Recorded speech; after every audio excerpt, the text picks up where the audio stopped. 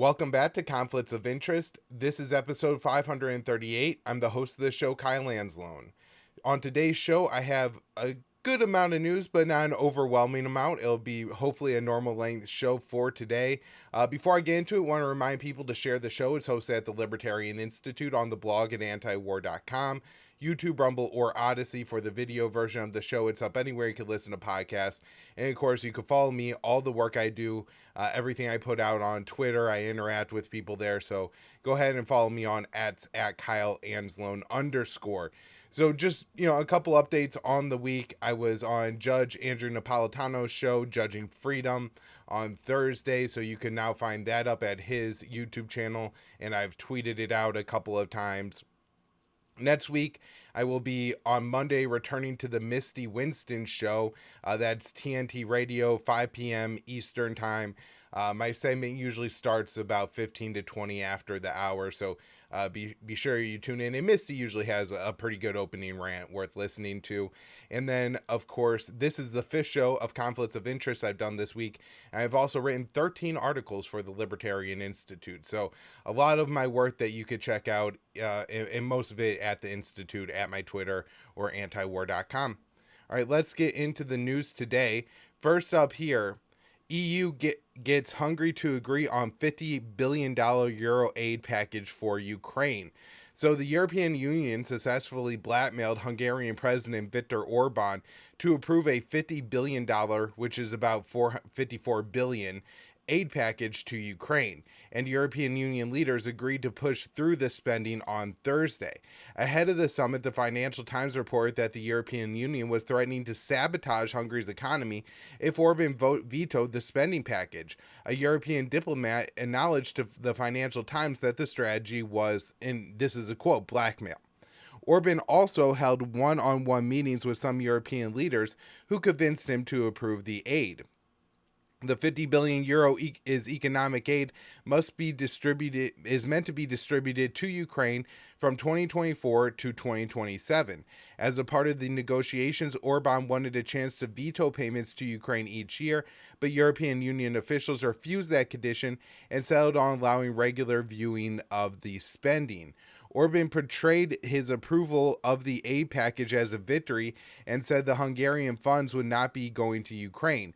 Mission accomplished. Hungary's funds will not end up in Ukraine, and we have a control mechanism at the end of the first and second year. Our position on the war in Ukraine remains unchanged. We need a ceasefire and peace talks. Orban's government has come under fire from the European Union and the U.S. for its position on the Ukraine war and calls for peace. Orban has leveraged his veto power over Ukraine aid and sanctions on Russia to work towards securing EU funding that has been cut off since he won re-election in 2022. The Hungarian leader has won some concessions, such as an exemption from the EU's ban on importing Russian oil.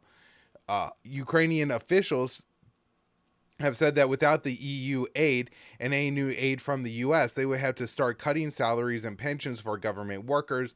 President Biden is struggling to get Congress to approve over $60 billion he's seeking to continue the proxy war for another year. All right, next up here, a story on the U.S. military buildup in the Asia Pacific aimed at China.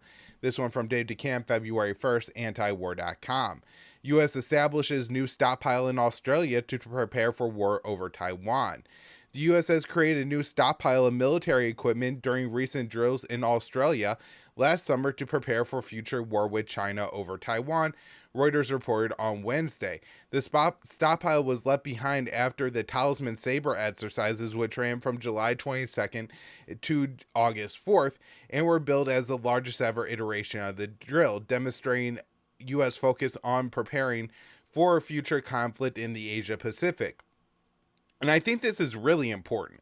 And I think this is probably not going to go unnoticed by Iran, Russia, China, and North Korea, that when the U.S. is now carrying out these massive war games, you also have to kind of wonder if it's a covert military buildup, right? So if the U.S. carried out these Talisman Sabre exercises in Australia and then left the weapons behind, well, that's a way to get a lot of weapons into a country. And presented to the American people not as a military buildup in the region or on that country's border, at least not initially. So I think this is pretty concerning, and I think it's going to create a lot more tension around U.S. war games and a lot more opposition to U.S. war games. The Reuters report said the equipment left behind includes 330 vehicles and trailers, about 130 containers in warehouses in a suburb in southeastern Australia. The supplies are enough to supply 3 logistics companies that would focus on getting equipment to U.S. troops who are fighting the war elsewhere in the region. We're looking to do this more and more, said General Charles Flynn, the Army's top commander in the Pacific. There's a number of other countries in the region where we have already agreements to do that. And so think of it that way. The U.S. is saying they're going to do this more. Although he might be talking about just the build-up, not necessarily using the war games as cover. The U.S. is working to establish stockpiles in the Philippines, Japan, and other countries in the region. Congress is also looking to establish weapons stockpiles in Taiwan itself, something that might not be publicized due to the risk of provoking China.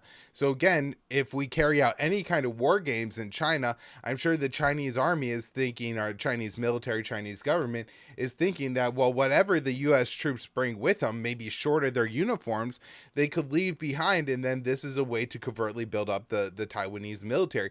And this is something that Russia accused the U.S. of in the run-up to the war in Ukraine. When NATO was carrying out massive war games in Ukraine, you had to wonder if maybe they were leaving weapons behind as a way to secretly build up the Ukrainian military. Back to Dave's article here. U.S. Army Secretary Christine Wormuth said last year that the Army's role in a future war with China would be to establish staging bases for the Navy, for the Marines, and for the Air Force, and to provide inter-theater sustainment using weapon stockpiles and watercraft. Wormuth said the Army would also have a role to play in the homeland, since a full-blown U.S.-China war would likely spread around the globe. If we got into a major war with China, the U.S. homeland would be at risk as well, with both kinetic attacks and non-kinetic attacks.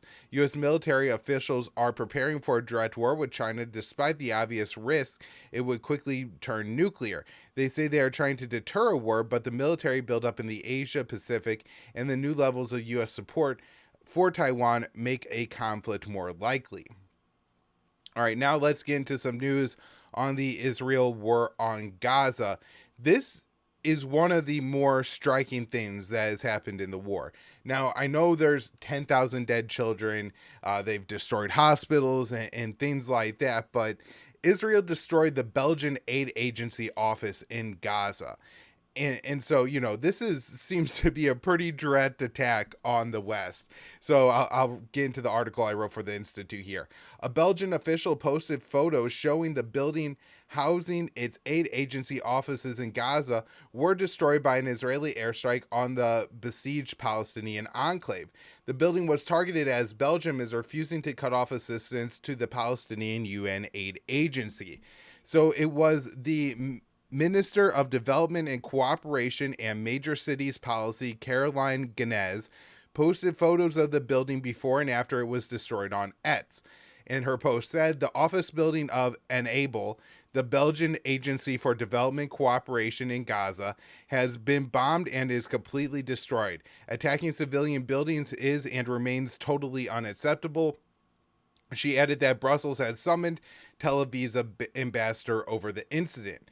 The executive director of the Quincy Institute, Trita Parsi, noted that Israel targeted the Belgian office as Brussels is resisting pressure to cut funding to the Palestinian UN aid agency.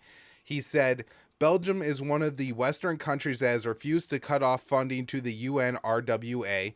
That's the UN Relief and Works Agency, which is the agency that helps Palestinian refugees. So Israel just bombed the office of the Belgian Agency for Development and Cooperation in Gaza.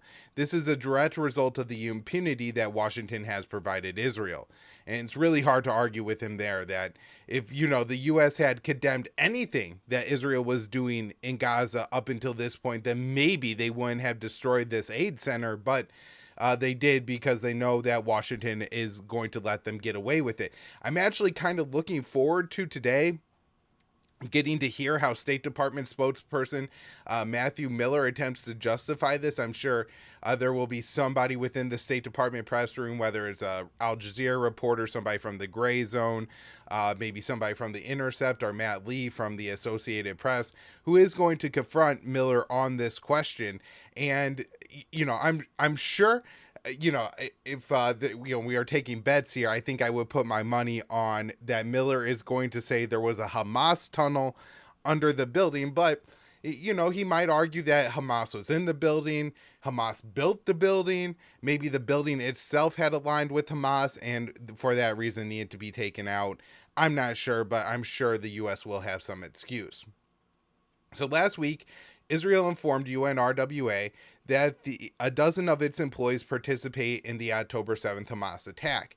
The agency's leadership took immediate action to terminate the employees, even as Tel Aviv's evidence was based on confessions given during interrogations.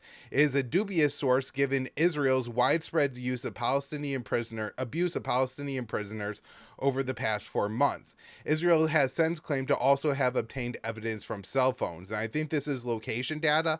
Now, I read an article in Sky News, which isn't a source that I would typically use. However, Israel apparently gave Sky News exclusive access to some of their intelligence findings. And my guess is because that Sky News is one of the most, if not the most pro-Israel English media outlet there is. And so,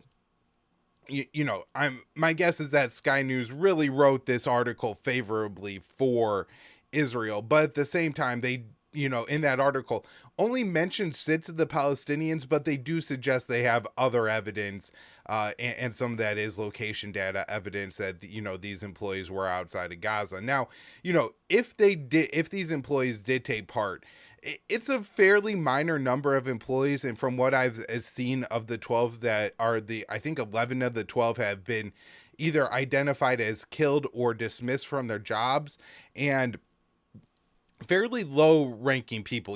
This isn't somebody who's managing 1,000 employees or the head of some division. One was a custodian, 2 I think were maintenance workers, and 7 were teachers. And so generally low level people as a part of this organization.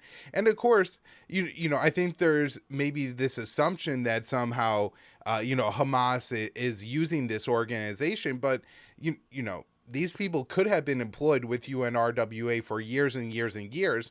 Maybe during the Great March of Return, they decided after that they were going to join Hamas, that there was no peaceful solution after that, or so, what I mean? So it's not exactly clear that there is a grand conspiracy here. And certainly, if you look at any kind of organization within the United States, if there was some police department that had 30,000 officers and 12 of them committed some particular crime during the year, I don't think we would be talking about defunding or disbanding that police department for those crimes. So just there's way too much generalization here. But the U.S., Germany, and several other Western countries have cut funding to UNRWA over the Israeli allegations. Linda Thomas Greenfield, the U.S. ambassador to the UN, said Washington should not resume funding UNRWA until the organization undergoes substantial reforms. This is her quote: "We need to look at the organization, how it operates in Gaza, how UNRWA manages their staff, and to ensure that the people who commit criminal acts, such as these 12 individuals, are held accountable immediately so that UNRWA can continue the essential work that it is doing." Several human rights officials have warned that aid cuts will push Gaza into famine and increase deaths of Palestinians in the Strip. On Sunday, Michael Farkari, the UN Special Rapporteur on Right to Food, posted on X, "Some states have decided to defund UNRWA for the allegations of a small number of employees. This collectively punishes 2.2 million Palestinians. Famine was imminent, now it's inevitable." And then just one more thing to add on this is the very obvious hypocrisy here, where you have only 12 employees of UNRWA, an aid agency, that are alleged to have been involved or committed crimes, and you have hundreds of examples now of Israeli forces committing widespread atrocities and war crimes in Gaza. And the U.S. not only refuses to pull funding from the IDF or demand any real reforms or anything like that, but pretty much outright explicitly refuses to even condemn any of the war crimes or actions and to call them out as such. So let's talk about some of those war crimes. First up here from Haaretz, Israeli soldiers in Gaza burning down hundreds of homes. So Haaretz reports Israeli soldiers have begun in recent weeks to set fire to homes in the Gaza Strip, following direct orders from their commanders without necessary legal permission to do so, according to information obtained by Haaretz. Soldiers have destroyed several hundred buildings using this method over the past month. After the structure is set on fire, along with everything inside of it, it is allowed to burn out until it is rendered useless. 3 officers spearheading the Gaza fighting confirmed to Haaretz that setting homes on fire has become common practice.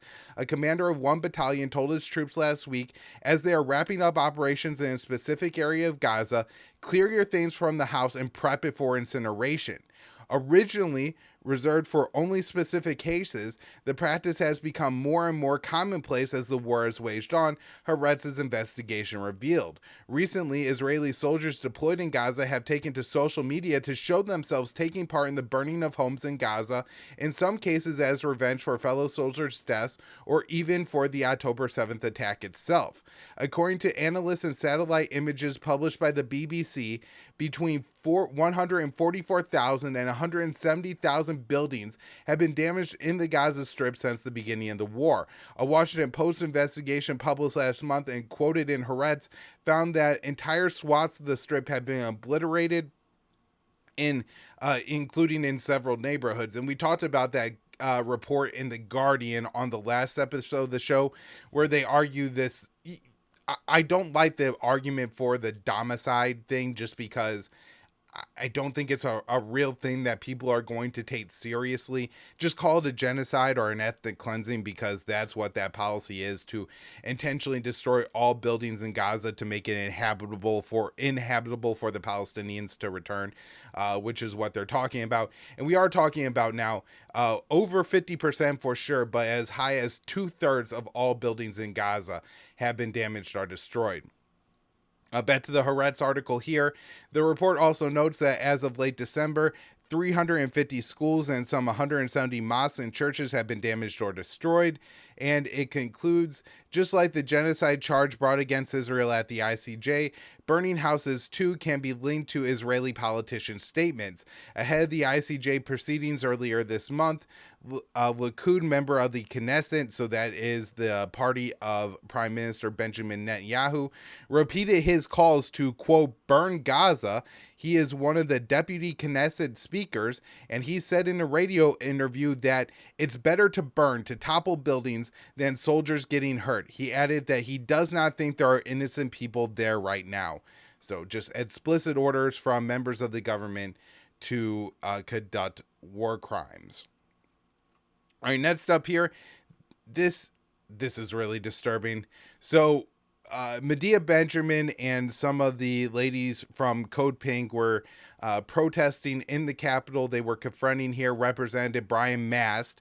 He's a Republican from Florida, and he said something that is almost unbelievable. And myself and Dave DeCamp, who wrote this article for antiwar.com, I mean, between the two of us, I'm sure we watched this video over a dozen times just to make sure that, you know, the way this conversation goes makes it clear that Mast is saying what he says, because it's horrific, really beyond what any human being should ever this is the kind of stuff, and I hate World War II comparisons, but this is the kind of stuff that you could imagine being said, you know, in a situation like World War II with the Nazis. So members of the anti-war activist group Code Pink confronted Representative Brian Mast, a Republican Florida, a former member of the Israeli Defense Forces, about the Palestinian babies being killed by Israel in Gaza. Mast told them that the babies were not innocent. Medea Benjamin, co-founder of Code Pink, asked Mast, "You haven't seen the pictures of all the babies being killed?" Mast replies, "Those are not innocent Palestinian civilians across the world." Another activist asked about the 500,000 Palestinians who are starving in the Gaza Strip. And Mass said the 500,000 people that are starving to death are people that should go out there and put a government in place that doesn't go out there and attack Israel on a daily basis. The congressman was also asked about the sheer destruction caused by the Israeli bombing campaign, which is comparable to the Allied strategic bombing campaigns in World War II. He said they've destroyed more infrastructure in Gaza than so one of the activists asked, they've destroyed more infrastructure in Gaza than they did in Dresden, which Mass replied, and there is more infrastructure that needs to be destroyed. Mass previously invoked World War II to justify the Israeli slaughter in Gaza, which has killed over 27,000 Palestinians. He said on the House floor in November, I would encourage the other side not only to lightly throw around the idea of I would encourage the other side to not so lightly throw around the idea of innocent Palestinian civilians. As frequently said, I do not think we should so lightly throw around the term innocent Nazi civilian during World War II. And so, he's making the comparison here. He's basically saying that all the people who live in Gaza are Nazis, including the little babies here, what he's talking about, and therefore they all deserve to die. In October, Mass wore his IDF uniform on Capitol Hill.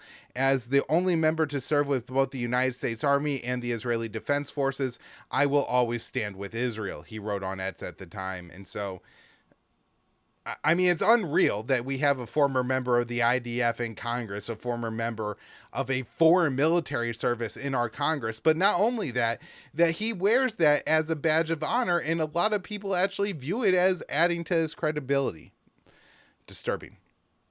All right, next up here, this one's pretty interesting. USAID Chief Sam Power confronted by employees for failing to condemn genocide in Gaza. The Washington Post reports Samantha Power, the head of USAID and a world-renowned scholar on genocide, was pointedly challenged by current and former USAID employees who, during a public event on Tuesday, questioned her stance on the war in Gaza and complicity in the U.S. devised policy. So this was really interesting. I believe a former USAID employee, she left her job late last week, asked Power, you wrote a book on genocide and you're still working for the administration. You should resign and speak out. Like other members of President Biden's National Security Council, Power oversees an agency deeply divided about Washington's military support for Israel's war in Gaza and refusal to demand a ceasefire. But she is unique in being publicly confronted by her own workforce over the administration's policy, a reflection of what USAID officials say is her long body of work on the subject and her organization's responsibility to respond to distressed Gazans suffering from a lack of food, water, and medicine amid Israel's devastating military bombardment. And she just gave some general talking points as to why she's going to keep doing what she's doing and not going to resign. But it really is wild, right? That you have this woman, Sam Power, who has spent the past 2 decades looking for genocides all over the world to condemn and to prevent. And here there's one that she could actually do something to prevent, and she's supporting it. It goes to show it's all about power.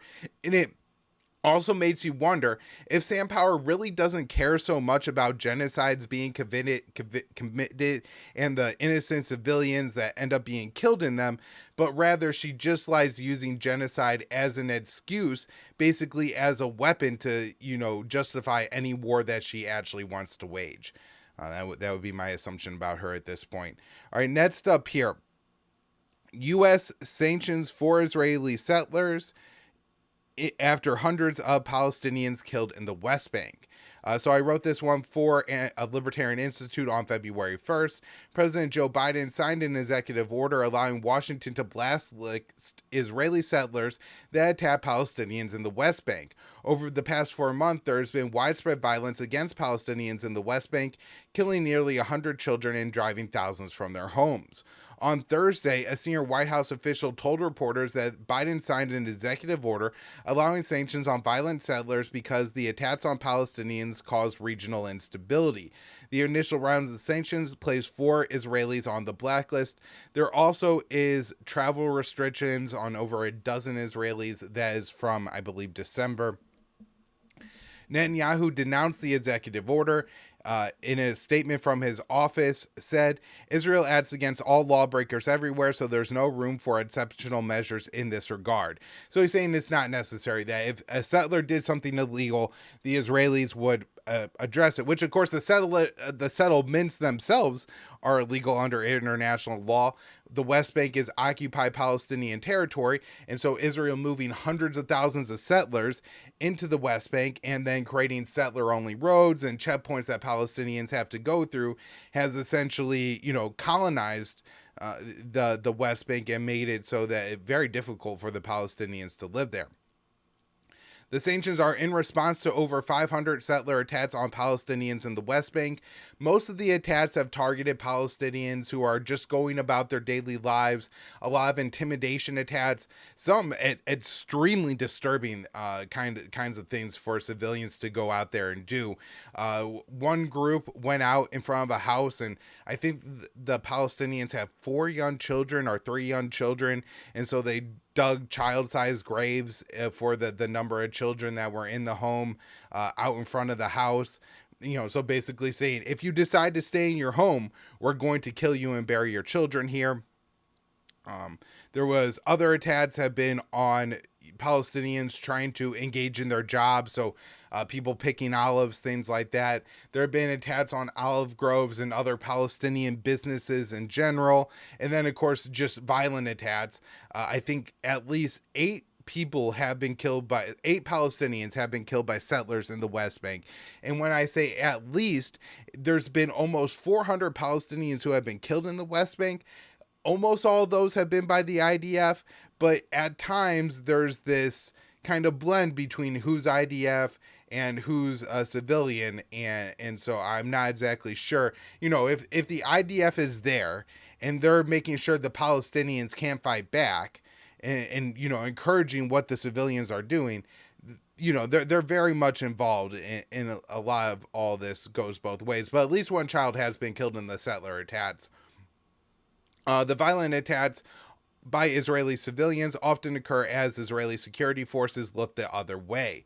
Biden's concern about civilian violence in the West Bank is perplexing, as the White House has routinely dismissed far more significant attacks in the Gaza Strip and the West Bank by the Israeli Defense Forces.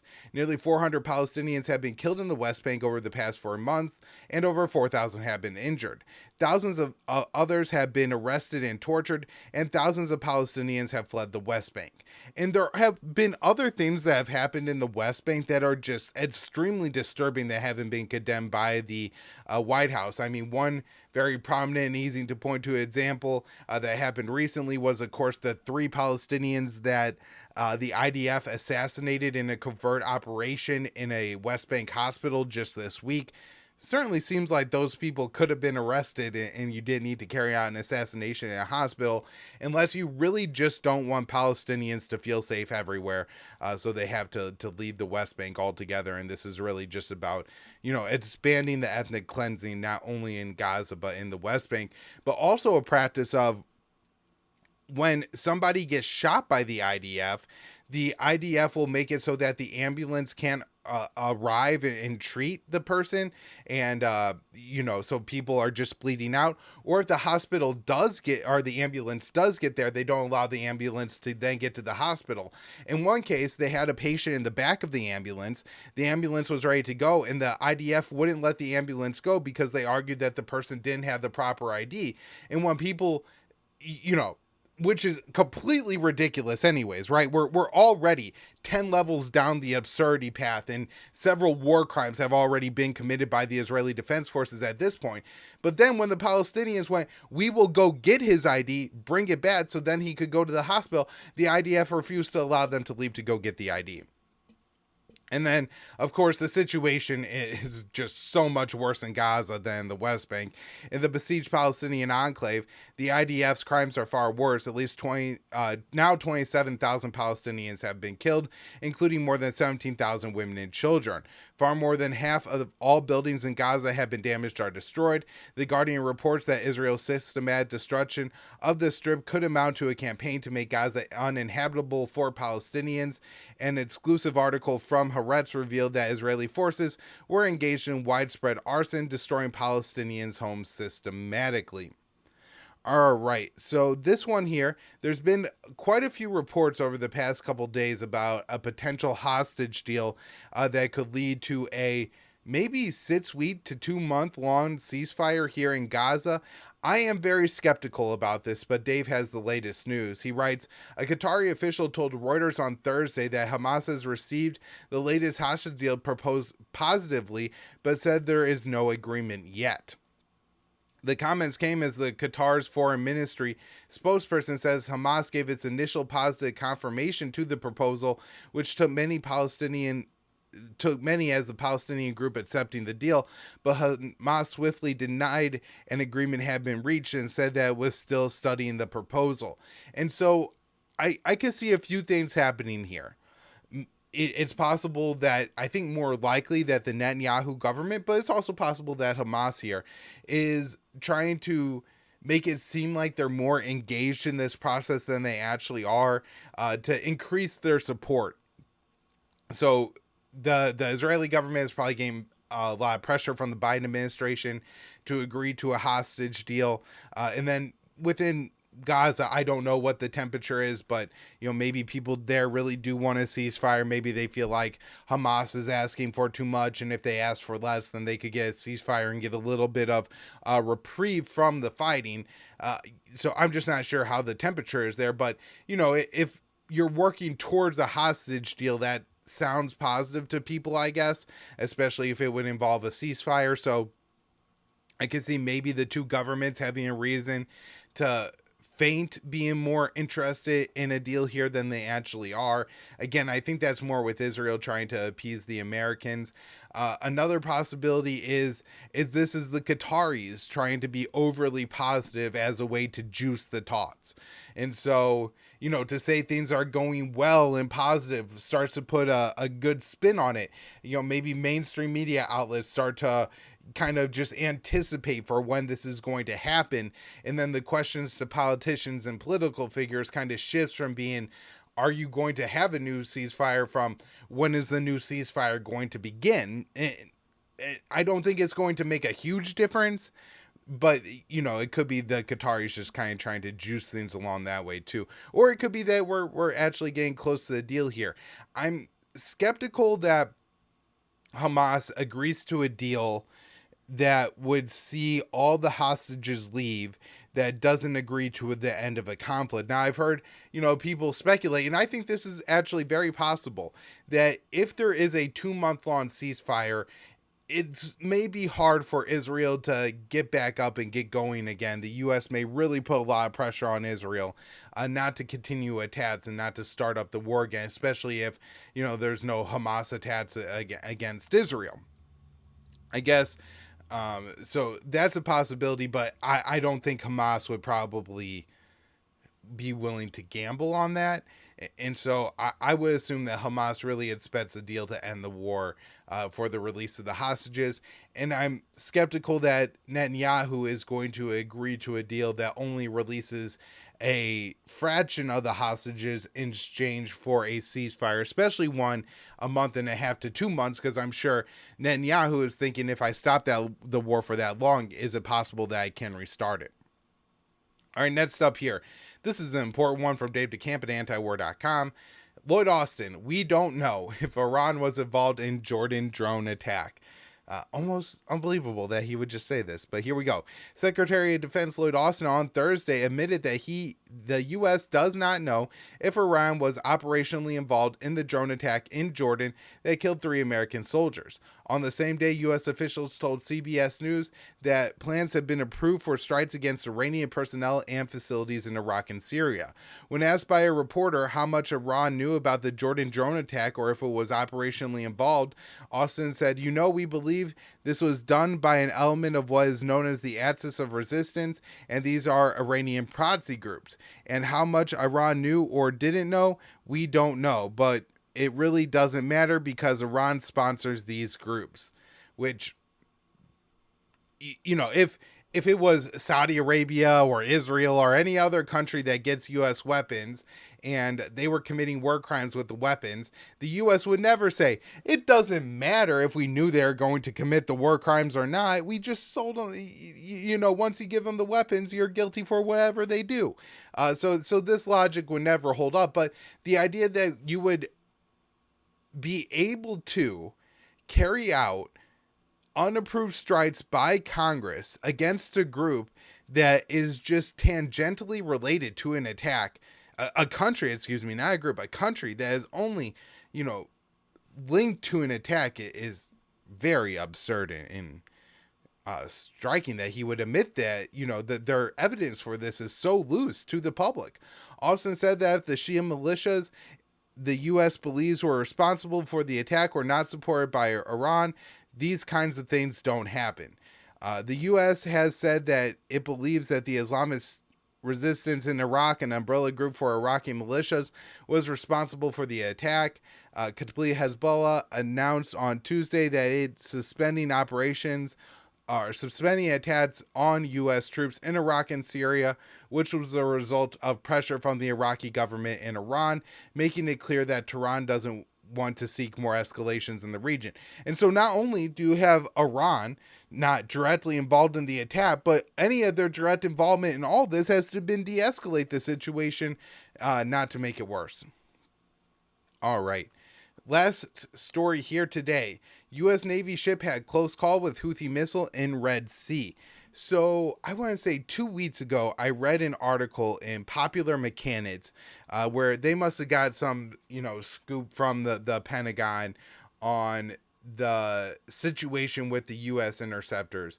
And they had reported that no Houthi missile had gotten close to a U.S. ship that they had to use the Gatling guns or any of their closer range interceptors to shoot down the missiles, but it appears that did happen.